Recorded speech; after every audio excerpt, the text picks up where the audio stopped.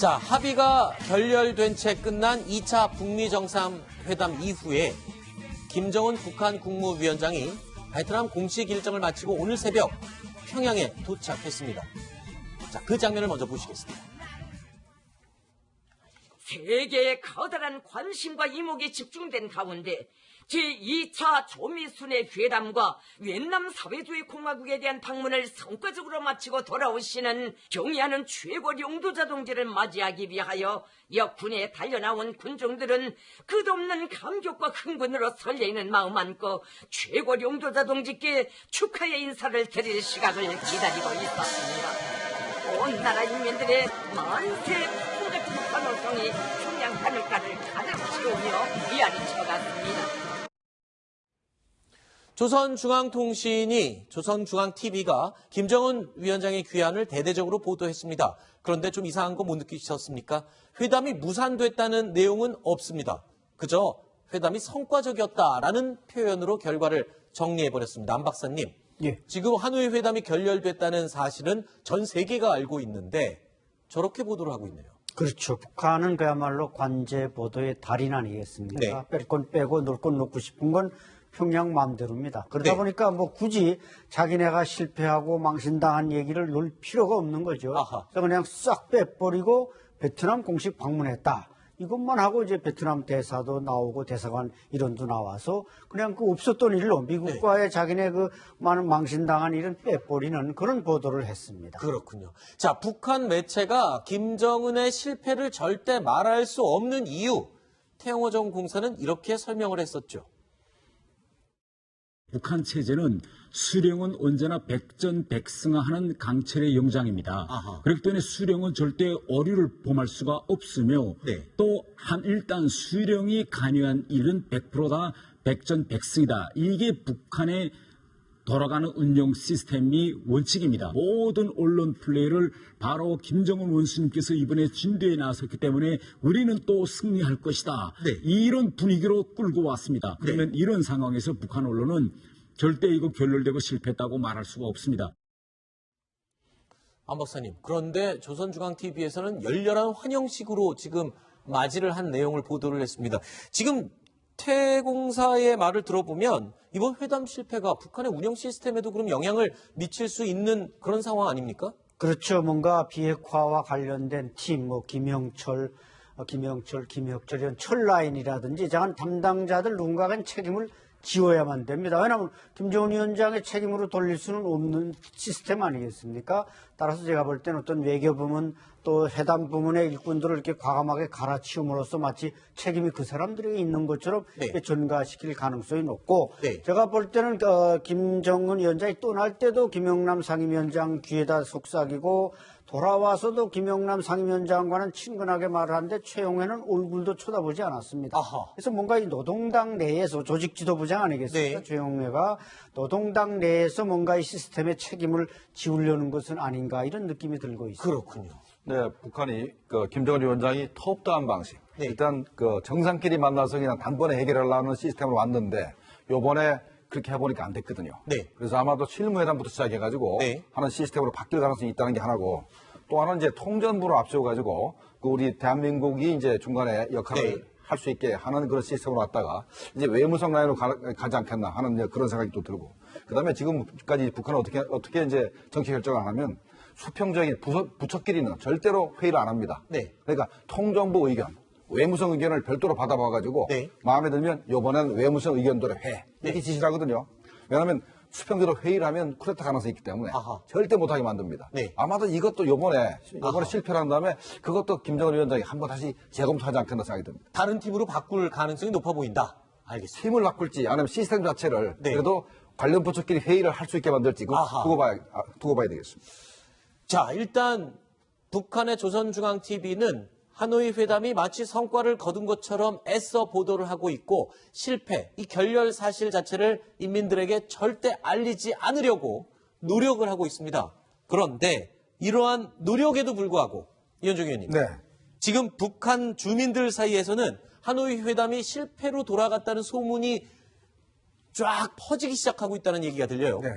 얼마 전에 이제 김정은 위원장이 베트남을 떠나고 난 다음에 네. 동아일보 기자가 그 호텔방에 들어갔어요. 네. 그랬더니 경호원들이 이제 막 치우고 있던 장면이 있었습니다. 네. 그래서 이제 이 기자가 그 경호원들과 나눈 대화를 한번 소개한 적이 있는데 그 경호원들이 회담 어떻게 됐습니까? 이렇게 물어봤다는 거죠. 네. 그래서 기자가 이번에 결렬이 됐다 이렇게 이야기를 하니까 깜짝 놀랐다는 거죠. 아하. 사실 왔던 사람들도 그 회담이 결렬됐는지 성공했는지 잘 모르고 있는 상황 아니겠습니까? 네. 근데 이제 어떤 면에서 보면 지금 북한 주민들 입장에서는 대대적으로 보도를 했기 때문에 네. 뭔가 저 열차에 큰 선물을 싣고 올 것이다. 라고 했지만 이제 조금 있으면 이제 사실을 알겠죠. 그리고 또 네. 북한이 현재 휴대폰 보유량이 뭐 300만 대가 넘지 않습니까? 네. 더군다나 또 여러 가지 방식을 통해서 북한의 어떤 이 서방의 어떤 소식들을 전하고 있기 때문에 네. 이 회담이 실패됐다는 것은 제가 알기로는 뭐 얼마 안 가서 다 소문이 퍼질 겁니다. 네. 이제 그렇기 때문에 그런 내부의 불만들이 조금씩 조직화되면서 자 그러면 이제 뭔가 줘야 되는데 뭘 먹어야 되는데 이게 들어오지 않으면 북한 주민들의 불만이 서서히 고조될 수밖에 없기 때문에 네. 보위부가 나서서 지금 그 여론을 잠재우고 있다라는 소식도 전해지고 있습니다. 사실 이렇게 회담이 결렬된 뒤에 소문이 퍼질 것이다 라는 것을 예측한 사람이 있었죠. 태영호종 공사입니다. 태영호종 공사 김정은 위원장이 이번에 말 그대로 너무 오버를 했다라는 이야기를 하면서 이렇게 분석을 했었죠. 들어보시죠.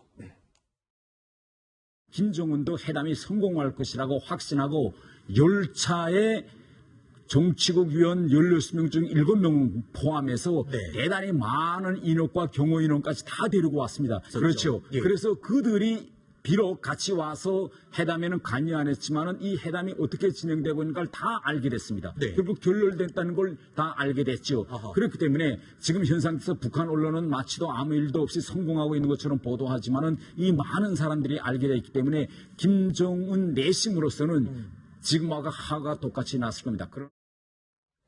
자, 그러니까 너무 많은 사람이 이미 하노이 현장에서 알게 돼버렸다. 그럼 본인이 기차 타고 가면서 너무 많은 수행원을 데려갔기 때문에 성공을 너무 확신한 김정은 위원장의 패착이었다. 결국 한 사람의 입을 막을 수는 있지만 그 여러 사람의 입을 한 번에 막을 수는 없었던 것 같습니다. 그렇죠. 카메라에는 거의 잡히지 않고 한두 번 잡힌 조용원 노동당 조직지도부 부부장을 비롯해서 뭐 현성월에다가 그것도 뭐 모란봉악단 단원 같은 젊은 여성에다가 그야말로 그 열차에 아마 많이 탄 것 같습니다. 공개는 안 됐습니다만은 이래서 이제 돌아가면 이제 핸드폰 얘기도 나왔습니다만은 제재가 풀려야 되는데 제재가 안 풀리면 이게 왜 안 풀리냐? 그럼 네. 이번에 김 위원장이 가서 결국 실패했기 때문에 안 풀린다. 아하. 이렇게 연결고리가 있기 때문에 북한 주민들로서는 거기 퀘션을 가질 수밖에 없고 그렇죠. 그래서 아마 북한에서는 조금 지나면 이제 노동당이나 이런 핵심 간부들이 뭔가 네. 강연회를 통해서 어떻게 상황이 돌아갔는데 장군님께서 그냥 박차고 나오셨다. 뭐 이런 식의 논리를 펴나가지 않겠는가 예상됩니다. 특히나 김종근 시장님, 그러니까 무역 일꾼들 사이를 통해서 무역 일꾼들 사이 입을 통해서 이게 소문이 급속히 퍼지고 있다고요? 그렇죠. 그러니까 벌써 중국 쪽에서 북한 국경을 통해 가지고 계속해서 넘어가고 있기 때문에 이 평안북도, 양강도, 자강도, 그다음에 함경북도 쪽에서는 굉장히 빨리 퍼질 겁니다. 아하. 현재 보위부에서 이걸 막기 위해서 입단속을 좀 하고 있는데 거의 불가능할 겁니다. 왜 그런다면 북한에 휴대폰이 600만 대고 장마당이 500개고 네. 그다음에 이제 북한에도 인터넷이 있습니다. 네. 그렇기 때문에 막기 힘들 겁니다. 그러니까 김정은 입장에서는 이번에 하노이만 갔다 오면 인민들이 배불리 먹을 수 있을 것처럼 떠들었는데 결과물이 없다 보니 주민들도 궁금해할 수밖에 없겠죠. 소문이 더 빨리 퍼지는 그 원인이 될 수도 있을 것 같습니다. 네, 이번에 베트남에 갈 때 가는 수행원 중에 가장 주목을 받았던 게 바로 우리 경제부총리에 해당되는 그렇죠. 노동당 경제부장이었습니다. 네. 그만큼 잘 돼서 베트남식 개혁 개방을 도입하겠다. 이런 의지까지 깔려 있었거든요. 저는 태영호 전 공사가 어제 동아일보 주최 토론회에서 1962년 10월에 쿠바 미사일 위기를 거론한 게 굉장히 흥미로웠습니다. 네. 간단히 설명하면 쿠바는 미국 바로 밑에 있어요. 턱 밑에 있는데 쿠바는 사회주의 국가였거든요. 1962년에 막 존 F 케네디 대통령이 외교적으로 성과가 없었는데 이때 흐르시초프가 쿠바에다가 핵 미사일을 보냅니다. 네. 배를 보내죠. 3차 대전이 일어나느냐 막 이런 상황에서 미국 존 F 케네디가 터키에 소련을 겨냥한 미사일을 풀어주겠다. 이렇게 얘기하니까 후르시초프가 배를 돌려요. 그런데 이 일로 케네디는 올라갔고 후르시초프는 실각을 합니다. 그렇죠. 그게 공산국가에서 지도자의 위상이 그만큼 중요하다. 아하. 그 점을 태영호 전 공사가 얘기를 했는데요. 네. 그래서 이번에 더더욱이 희생양이 필요할 거다. 이렇게 진단을 하고 있습니다. 자, 하노이 회담 이후에 김정은 위원장 빈손으로 돌아가서 평양에서는 나름대로 자체적인 환영식을 열었습니다. 그렇다면 워싱턴으로 돌아간 트럼프 대통령은 지금 뭘 하고 있을까요? 확인해 보시죠. We could have had chefs, but we got fast food because we know what I know you people very well. Okay? McDonald's, Wendy's, we have a couple of others too. I won't get into two, but we have all American. Burger King, we like American companies, okay? We like American companies. 아니, 가자마자 또 웬 햄버거 파티입니까? 트럼프 대통령이 워낙 패스트푸드를 좋아하는 건 알고 있지만 대통령 행사에 저렇게 햄버거가 자주 등장해요. 글쎄요. 트럼프 대통령이 가장 좋아하는 게 침대에 앉아서 햄버거를 먹으면서 팍스 뉴스를 보는 거를 가장 좋아한다고 하죠. 그만큼 햄버거를 뭐 거의 삼시세끼도 먹을 정도로 좋아하는데 사실 이제 이번 같은 경우는 지난번에는 한번 그 선수들 왔을 때는 그때는 셧다운이 돼서 요리사들이 없어서 이제 어쩔 수 없이 햄버거를 내왔거든요. 근데 이번 같은 경우는 미국 대학 풋볼리그 1위 팀이 이제 초청해서 왔는데 이번에는 그냥 그 요리사는 있음에도 불구하고 저렇게 이제 햄버거를 내놨어요. 그러니까 선수들이 햄버거를 좋아할 거다. 뭐 웬디스도 있고 맥도날드도 있고 다 있다. 다 먹으라 뭐 이렇게 이야기를 한 건데 지금 트럼프 대통령이 사실은 이제 이번 회담에 노딜로 끝난 것을 굉장히 정치적으로 이용을 하고 있습니다. 사실은 이제 지금 코원 증언 때문에 굉장히 국내적으로 몰렸거든요. 그랬죠. 근데 지금 자신이 북한하고 협상을 깨고 들어온 게 정말 원칙을 지켰다. 이런 것들로 지금 선전을 하고 있으면서 연일 지금 폼페이오, 볼턴 등등이 TV에 출연해서 그 협상 내용들을 지금 선전하고 있어요. 그만큼 트럼프 대통령 입장에서는 그동안 상당히 밀렸는데 이 협상의 결렬이 본인한테는 정치적으로 굉장히 좋은 호재가 되고 있다는 거죠. 네. 자, 여기서 또 얘기를 안 할 수 없는 인물이 있습니다. 국가안보보좌관 볼턴 얘기입니다. 볼턴 보좌관. 자, 최근에 이 하노이 회담 이후에 갑자기 급부상했는데 아니나 다를까 돌아가자마자 북한에 대한 압박 발언들을 서슴지 않고 있습니다. 네. 지금 회담 결렬 이후에 가장 많이 언론에 등장하는 인물 폼페이오 국무장관이 아니라 바로 존 볼턴 백악관 국가안보보좌관입니다. 이것 자체가 굉장히 흥미로운데요. 이 존 볼턴이 북한에 대해서 이렇게 얘기를 했습니다. 최대 압박은 김정은에게 큰 충격일 거다. 이러면서 추가 제재 가능성을 거론했고요. 또 한 가지는 이번 회담에서 북한이 완전한 비핵화를 해야 된다고 하면서 트럼프 대통령은 영변외뿐만 아니라 농축우라늄, 생화무기를 모두 포함한 광범위한 빅들을 제안했는데 북한이 걷어찼다. 이렇게까지 얘기를 하면서 선박한 환적을 못하게 더 옥죄는 방안까지 들여다보고 있다. 더 강력하게 제재하겠다는 겁니다. 김종훈 시장님. 사실 최근에 동해바다 주변에서 캐나다, 일본, 미국 해군이 모두 함께하는 북한의 불법 환적 감시 작업이 계속 벌어지고 있습니다. 그럼에도 불구하고 지금 환적을 더 못하게 옥죄는 방법을 더 강구하고 있다. 북한 입장에서는 진짜 굉장한 압박으로 느껴질 수밖에 없겠어요. 환적을 한 그 기업에 대해서 미국이 제재를 심하게 안 했지 않습니까? 앞으로 그 환적한 나라든가 기업에 대해서 강력한 제재를 한다면은 그 환적을 못하게 될 것이고 현재 북한이 석유류 그러니까 정제유를 갖다가 북한이 정제유 연간 한 50만 톤 필요합니다. 원유가 한 50만 톤, 정제유가 50만 톤 필요한데 현재 유엔 지대에 묶인 게 한 5, 6만 톤만 수입을 허용하고 나머지 45만 톤 정도가 부족하거든요. 그럼 몰래 이렇게 수입해야 되는데 이게 볼턴 입장에서 그걸 막겠다는 거고. 그다음에 현재 이 담동 근처에서 북한이 수산물을 갖다가 한국에다 굉장히 많이 수출합니다. 그것도 수입이 짭짤하거든요. 아마 그런 것도 다 막겠다 이런 의미인 것 같습니다. 북한 입장에서 보면 이 볼턴이라는 인물은 저승사자라는 이미지가 딱 어울릴 것 같습니다. 그렇게 북한에서 싫어하는 존 볼턴. 지난 2006년 유엔 안보리의 대북 결의안이 채택될 당시에 이 볼턴 유엔 주재 미국 대사였죠. 당시 북한 대사 간에 아주 뜨거운 신경전이 벌어지기도 했었습니다. To further this goal, this resolution also prevents the travel of government officials of the DPRK who are known to be involved in their WMD efforts. This resolution also targets other illicit activities of the regime in Pyongyang and includes a ban on trade in luxury goods. It is gangster-like for the Security Council to have adopted today a coercive resolution while neglecting the nuclear threat and moves for sanctions and pressure of the United States against the Democratic People's Republic of Korea.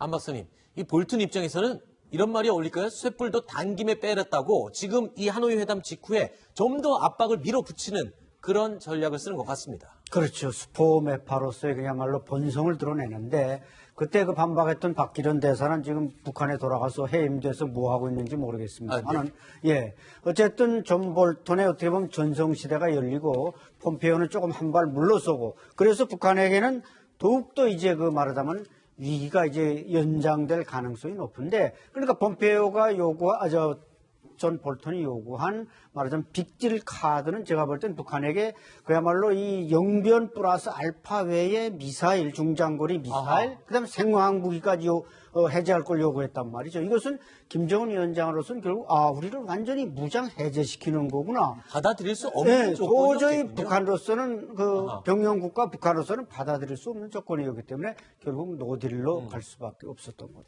그러니까 이런 볼턴에서 오늘 정세현 전 통일부 장관이 이런 이야기를 했습니다. 이 사람은 굉장히 재수 없는 사람이다. 볼턴을 두고요? 네. 그리고 또 옛날에 인디안들을 죽이면서 양심의 가책을 느끼지 못하는 백인 기병대장 같다. 이렇게 아주 원색적으로 비난을 했어요. 아시겠지만 정세현 전 통일부 장관은 우리 정부의 통일 정책에 대해서 상당히 깊숙이 관여된 인물이죠. 오늘 민주당 토론에서 그 이야기를 한 겁니다. 더군다나 또 최근에 문재인 대통령이 이제 어제 NSC에서 앞으로 이 문제와 관련해서 계속적으로 어떤 면에서 보면 개성공단 문제라든지 이런 걸 적극적으로 대화해 나가겠다. 또 그러면 북한의 이번에 제의 자체는 핵 문제와 영변의 제의 자체는 굉장히 전진적인 조치였다라고 이야기를 하고 있어요. 반대로 지금 볼턴은 더 제재를 강화하겠다는 이야기를 하고 있습니다. 그렇죠. 자, 이런 상황에 대해서 지금 미국 언론들은 뭐냐면 블룸버그 통신은요. 문 대통령이 북한의 핵 제의를 칭찬하고 트럼프 대통령과는 갈라섰다. 이런 표현을 하고 있어요. 그만큼 한미 간의 이견이 커졌고 문재인 대통령이 김정은 위원장을 굉장히 두둔한 듯한 그런 인상을 지금 미국의 시각에서는 보고 있는 것이죠. 자, 그렇다면 앞으로 한미 간의 이 북한 문제에 둘러싼 이견 자체가 굉장히 심각해질 수 있다는 그런 우려가 솔직히 있습니다.